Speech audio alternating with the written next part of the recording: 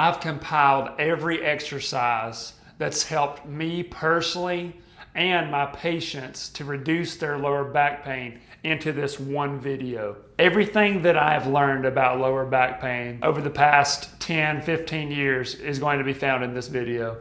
If you find yourself in lower back pain at this moment, please do yourself a favor and watch to the end of this video. It might just give you some really valuable tools and information to help you on your journey of healing. Now let's give you a quick heads up. There's no one size fits all when we're talking about back pain especially. There is no cure. If there was a one size fits all, lower back pain would have been cured decades ago. There's a reason that is an issue for millions of people. So with that being said, please use common sense as you apply this information to your life. The other day, I heard a great nugget of wisdom from an old preacher. He said he once preached the same sermon for 2 months in a row. And one day when someone finally asked him, "Hey man, why are you preaching the same sermon every single Sunday?" The preacher replied, "Well, when the congregation starts applying what I'm teaching, then I'll move on to the next topic. Until then, I'm gonna keep saying the same old stuff." It's the same with back pain. Consistent effort and patience makes all the difference. You've probably heard the saying, lift with your legs, not your back. Well, that's only partially true. You wanna be able to lift with both your legs and your back. Why would you want to just be limited to being able to lift with your legs? I want to be able to use my back too. I want to use them both. I'm in this for the long haul. I want to be strong and resilient in my whole body, not just my legs. This topic is very personal for me. I was born with scoliosis, and I've dealt with severe lower back pain for about 15 years. I've been caught in a cycle of re-injury, sometimes from being young and reckless, sometimes from well-meaning but bad advice, and sometimes from just plain old bad luck. But that's enough about me. I'm gonna demystify back pain for you for a minute. It's simple, we overcomplicate it. It's the principle of specificity. Now I remember going through my exercise science classes. When I heard the professor say that, I was thinking, what does this old man know about weightlifting? Like, what is he talking about? That's a no-brainer. Well, it turns out the professor actually knows quite a bit about what they're talking about, at least in this case. If you want to get better at rounding your back and bending over and being able to pick up things and getting your socks on, then guess what? You've got to work on rounding your back.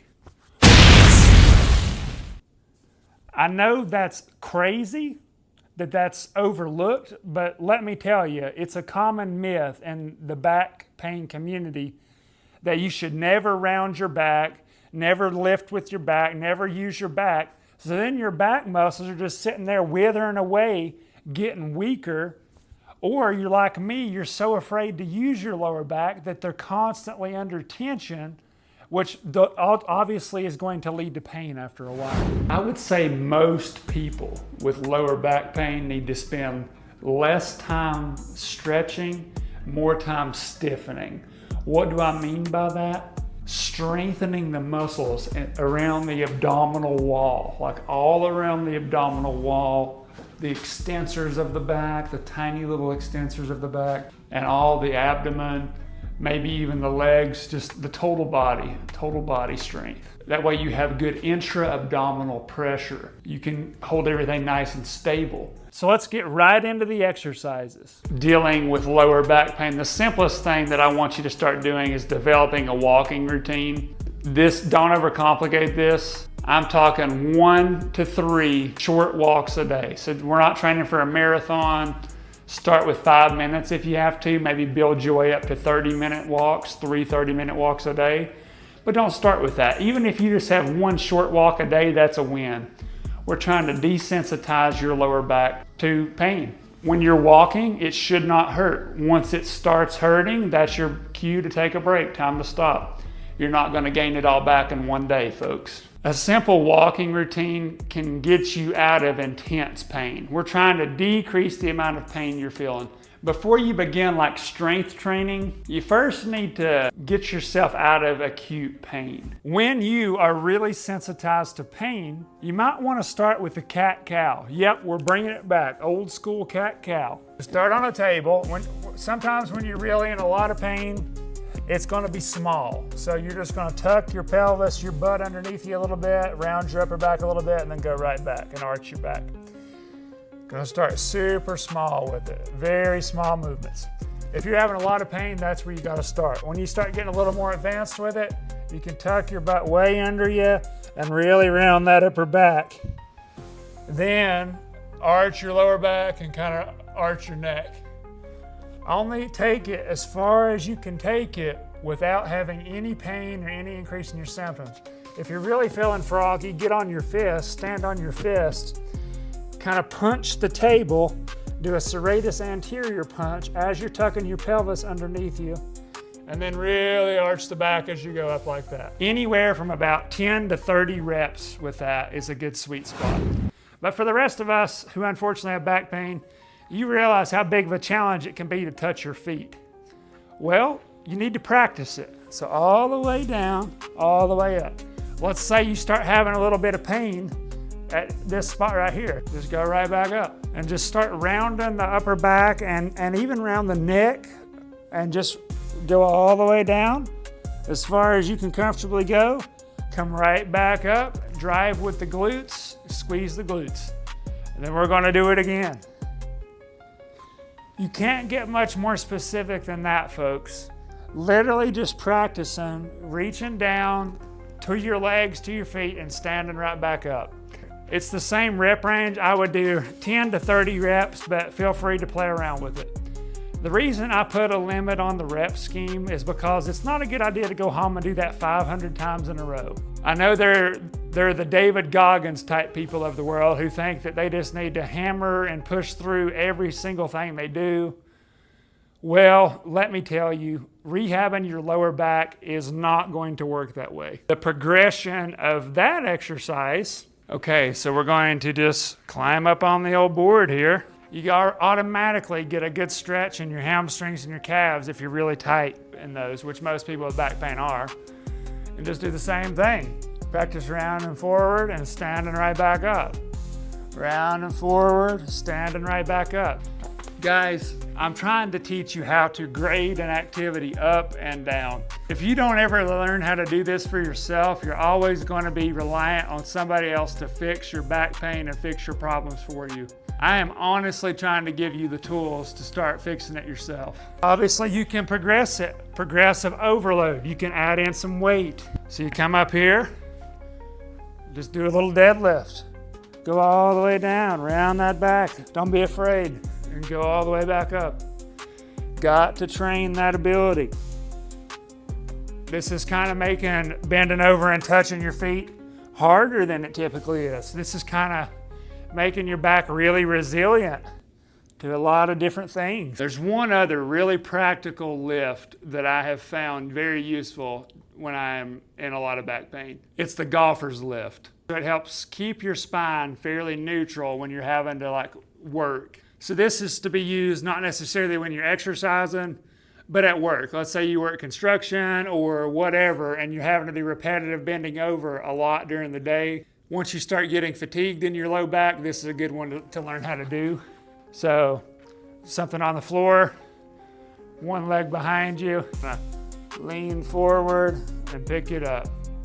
Lean forward and pick it up. Switch legs. Lean forward and pick it up. Lean forward and pick it up. That is one that takes practice. You've got to learn how to properly brace your core to do that well. Pretend like somebody's going to punch you in the stomach. Don't let them knock the breath out of you. So push your core outwards. This one is so important. I've actually got it in my living room at my house. I do it pretty much every day. That way I have no excuse to not do it because it's right beside of my recliner where I do my daily notes. So essentially it's a way to strengthen the extensors of the spine without irritating them. The thing I like about this is you can grade it up and down super easily. For example, like we're going to start with isometric strengthening, then we're going to progress to spinal flexion, extension after that. You can even do quadratus lumborum strengthening. It's going to be isometric hold. So most people would probably start out around 20 seconds because you're going to be really sensitized to back pain when you're starting this originally. But the goal would be to eventually be able to hold this position for 2 minutes. If you can do that, then you can progress to the next portion of the exercise. But I'll just show you what it looks like to start with. I kind of like to cross my arms like this. That helps me kind of retract my scapula. I'm engaging my glutes, but not so much that I don't feel it in my lower back. Because what I like about this is you're actually using your lower back muscles. So for people who are afraid to use their back, this is a good one to try. Feel free to use the handles to support you. Once you can get 1 to 2 minutes, somewhere in that range, progress to 1 leg holds. So kind of take 1 leg off, use your hands if you need to, but that puts a little bit of torque on your spine, requires more core stability to do that one. And then obviously switch to the other leg. Kind of the goal with that one is 1 minute. So you got 1 minute on one side, 1 minute on the other side. Once you can do those really well, then you're ready for actual spinal flexion extension. Take note of where this is positioned. Most machines adjust, so you can go up or down depending on how hard you want to make it. Go all the way down, all the way up. All the way down, all the way up. So it's controlled spinal flexion. If you're like me, you're probably one of those people that was afraid to bend your spine down and up. This is an easy way of doing it without pain for most people. The goal with this one is about 20 to 30 reps once you get really good at it. But obviously, everybody's got a different starting point, so don't try to jump right into 30 reps. Spinal flexion really can flare you up if you're not careful. But there's something about this machine, the position where it holds your hips, that really feels good. You can really get a good lower back pump with this exercise. Another thing you can do is get a really good hamstring stretch with this one. So like a lot of people have tight hamstrings that have back issues. It's just kind of one of those things. It doesn't mean you necessarily do, but a lot of people do. So just reach all the way down and kind of hang out at the bottom. You can do like a 30-second hold, a 1 minute hold, whatever you want to do. And the quadratus lumborum is a really common muscle that gives a lot of people problems. If you've got pain running from here to your hip on one side or the other, you can likely thank your QL for that. So it's like the other ones. You start with ISO hold. I mean, I can feel this right here because I've messed my QL up in the past. So you start with ISO hold. If you're pretty comfortable with that, you can kind of go down and up with it. And then obviously you can change sides, down and up with it. You can do that. You could kind of hold your arms out to get an even further stretch with it. One problem that people come across is, hey, the back extension machine is expensive. So what can we use at home that might work just as good? Well, if you have a power rack or a barbell, you could do it this way. This is one idea for you. So you can use a power rack, or like if you got a barbell, you can use one, you know. So I've got me a little cushion there. I've got it set up at about hip height for the pin location. And then I'll show you what it looks like to use it. I personally don't think this feels quite as good. It's not perfect, but if you have a squat rack and you want to start doing back extensions, you don't want to wait on one to come in the mail, you can kind of start experimenting with something like this today. This is another good one that you'll see a lot in the back pain community. Just get in a seat and kind of work forward and then right back up. It feels very similar, in my opinion, to a back extension. And as long as you're doing it pretty light, slow, and controlled, it's going to be a safe one for you to do. I don't love the way this one feels personally because it does compress the disc a little bit if you're not careful, but you know, it's all right. We're going to do 3 versions of a plank. So the goal is 10 seconds one side, 3 seconds middle, 10 seconds the other side. So we'll pick a side, we'll pick the right side up and we'll do a 10-second hold that way. I'll go ahead and go for the sake of the video. Roll into a regular plank, hold that at about 3 seconds. Switch to the other side, hold that 10 seconds. Then you'd go back to the middle and go back to the side. You'd repeat that 4 times. So do that 4 times in a row, take a 30-second break, do that 2 more times, take a 30-second break, and do it 1 more time, and then take a 30-second break. That's a great one, and if it's too hard for you, all you gotta do is not lift your hips up. Just start kind of like that. That's the way of grading this one down. And then on your knees, and on your knees. That's how I started. That's how a lot of people have to start. If it's causing back pain, that's what you got to do. So next one is called a bird dog. It's going to be opposite arm, opposite leg. So go out away from you. 10-second hold. I'm trying to drive my heel through the wall. I'm making a good tight fist up here. And now I'm going to come back together like I'm scrubbing the floor. And then go right back out. Be wary of doing this. We're not doing that. We're trying to keep the core nice and stable, and we're pushing out. Practicing that same abdominal bracing technique I showed you earlier. 4 times on that side, then we'll go ahead and switch to the other side. So you do the same thing on the other side, and then back together. So that's a way you can do that one. And the 10 seconds holds is just what I do. That's what I've built up to. That's what he recommends in his book. You can totally start with less seconds than that if it's too challenging for you. Okay, this one's called the modified curl up. You're going to want to lay down on a firm surface. Either the floor or a firm bed like we've got here is fine. Bend both legs up like this. Straighten one leg out. Take both your hands, place them underneath your lumbar spine. Raise your elbows up off the table. Here's the trickiest part to get right. It's not a crunch, but it's similar to a crunch. Crunches can irritate your back. This one will not if you do it right. Pretend like there's a weighted scale underneath my head. And my head weighs 30 pounds or whatever it weighs. And I'm gonna try to unweight the scale. And I'm gonna do that while doing my abdominal bracing technique I did earlier as well. So I'm gonna curl up and kind of slightly lift my head off the table, just very slightly. Tense up my core, raise my leg up, and it's way harder than it looks. Do a 10-second hold, and go right back down. And we're gonna do another one. So again, I'm unweighting my head from the table, even my upper back a little bit, and just kind of tensing up. There's tons of tension in my abs when I'm doing this.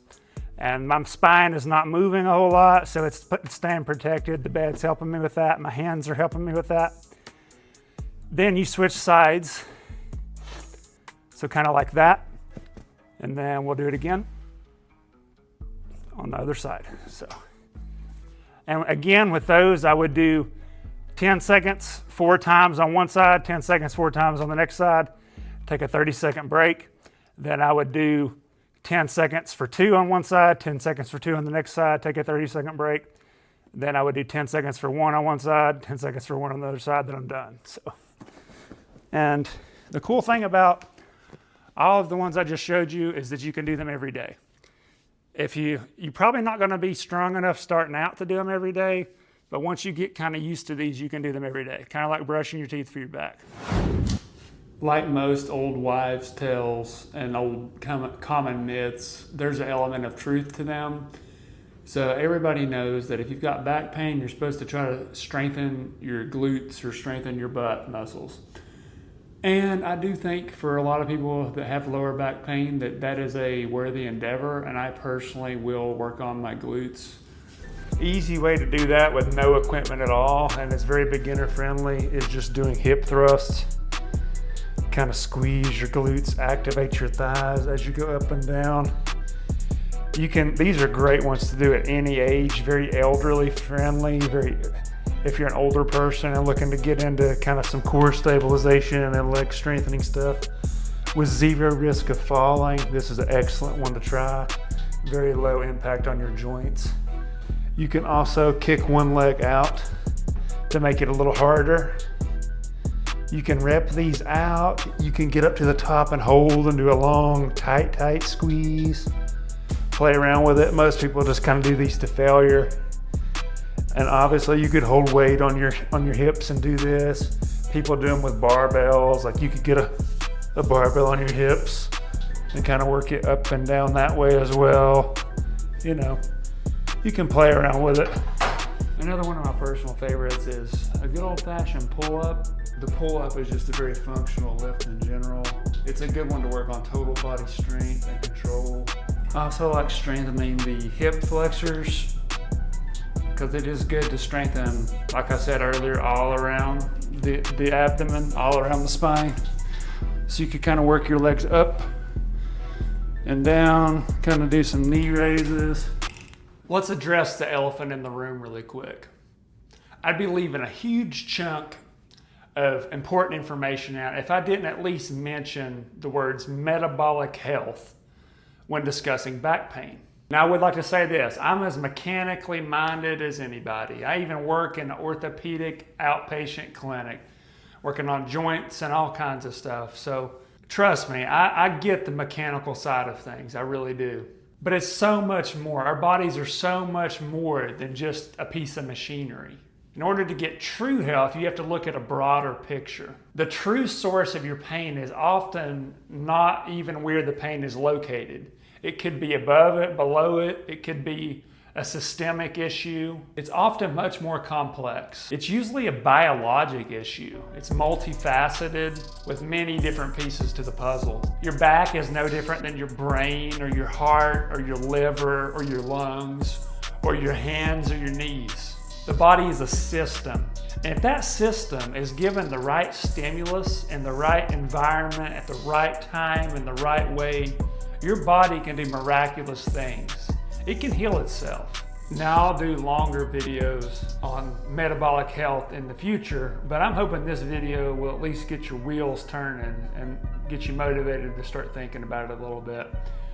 Real quick, here's some basics that I would start doing right now. Shoot for 7 to 8 hours of sleep every night. Go to bed roughly the same time, wake up roughly the same time every day. Get exercise pretty much every single day. Now this doesn't mean you exercise for 30 minutes in the evening and sit on your butt the other 23 hours and 30 minutes of the day. This means you're consistently up moving around throughout your day. Your lifestyle is active, not sedentary. You cannot be sedentary and be metabolically healthy. And then just eating real foods. You know, diet is such a tough topic to tackle. People get so defensive when they talk about diet, and you can get really lost in the weeds and it can turn into religion really fast. Keep it simple for now. Eat real foods, drink water. The list goes on. So here's the deal with back surgeries. They should be a worst case scenario for the vast majority of individuals. They should literally be your last resort. There is value in having a surgery done occasionally, like in some instances. For example, let's say you get in a bad car wreck and have tons of fractures and all kinds of trauma, then yes, that would be a good instance where a surgeon can help fix your body. Now, if we're talking about more of a chronic type disorder, I would be very wary of getting back surgery. I'm gonna give you a personal story on back surgery really quick. When I was about 22, 23, I just kind of had it up the road with my back. I was like, man, I've had enough. I've tried everything there is to try. So I thought. So I'm just gonna go see a surgeon and see if they recommend anything. So I did. I went to see a surgeon as a 22, 23-year-old guy, and I just told him my story with my back.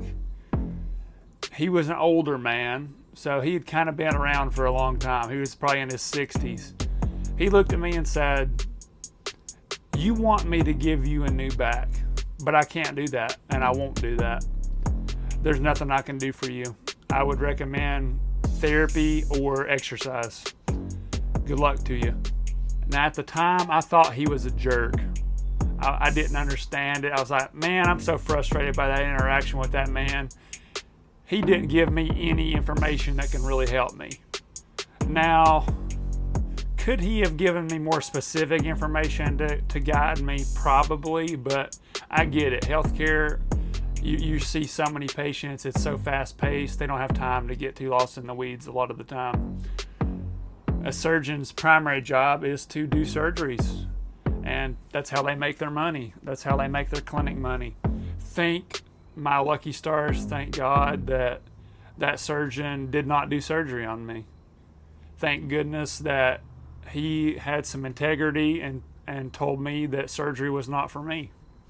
I thought I had tried everything. Can you imagine that? I was 22 years old and I thought I knew everything. I thought I could try everything. I had tried everything, that there was no hope for me as a 22-year-old.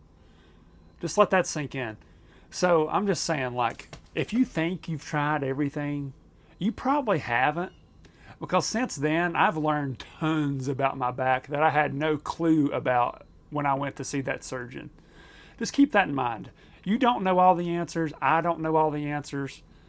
You're way better off 99.9% of the time exploring lots of alternatives, whether it be exercise, diet, sleep, habits, stretches, you name it, versus jumping to the knife and the surgeon, looking for a fix or someone who can correct your back for you.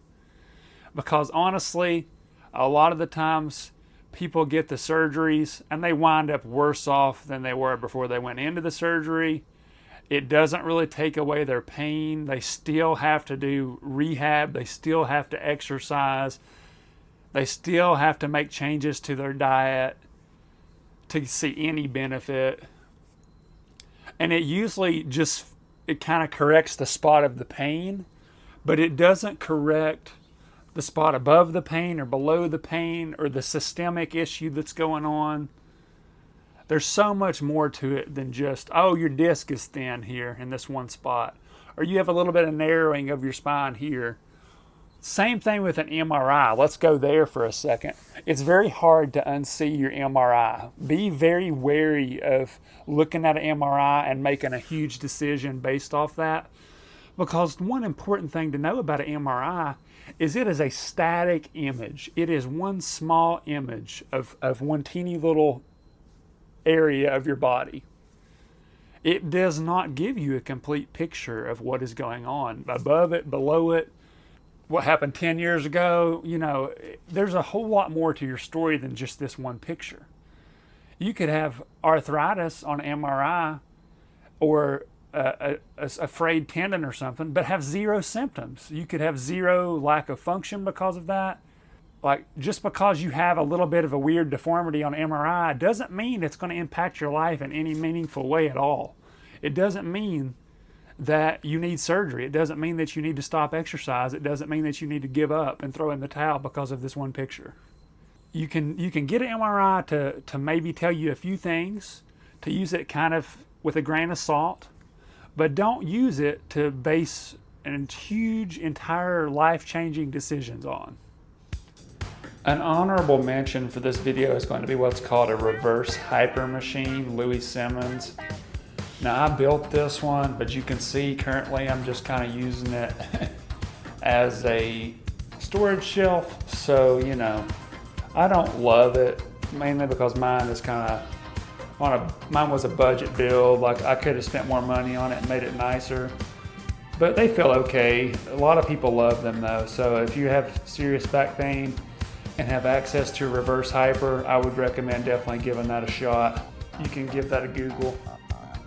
Another honorable mention is going to be gymnastics rings. I personally have been starting to use those more because they're just such an unsteady surface to kind of do exercise from. It requires so much core stabilization, so much muscle control, so much body awareness to kind of do gymnastics rings successfully. So you could do dips or pull-ups or just isometric holds, rows, push-up type maneuvers, hang upside down, all kinds of stuff that will really increase your overall strength without injuring your spine, without putting unnecessary load on your spine, that kind of thing. So definitely another honorable mention is the gymnastics rings. One philosophy that I've kind of had to really change, that's been the hardest part to change, is like your lifestyle. So I had to kind of go through my entire day, analyze what positions typically cause me pain, and kind of make corrections to that. For me, it was sitting, driving, bending over to put on shoes and socks, getting out of bed in the morning, drying my legs off when I got out of the shower, all kinds of throwing away trash, all kinds of like weird little positions would really irritate my back.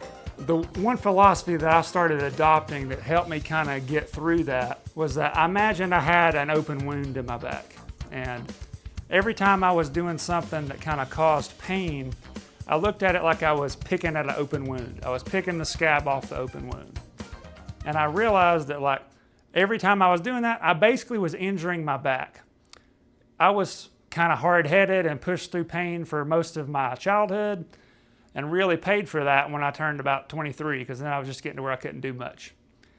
So by adopting that mindset of looking at it like an open wound, I took it more seriously and was able to make corrections. You're not going to out-exercise bad habits. It is definitely worth taking the time to look at the stuff you're doing on a daily basis that's flaring you up, and either changing the way you're doing it or stop doing it. All right, I'm going to leave you with some closing thoughts. I really have had lower back pain for a large majority of my life, off and on. I'm here to tell you that there is hope for you. Health is a journey. Keep trying to solve your back problem. There's not an easy fix for you, but I am very confident in saying that you can improve the health of your lower back if you are smart and don't give up easily and keep trying. I can already hear the comments now. You're going to hurt your back. Oh, don't round your back. Your form is sloppy. Well, you keep staying stiffer than a bamboo stalk in wintertime, and I'm going to enjoy being able to pick up stuff off the floor and put on my socks. Have a nice day.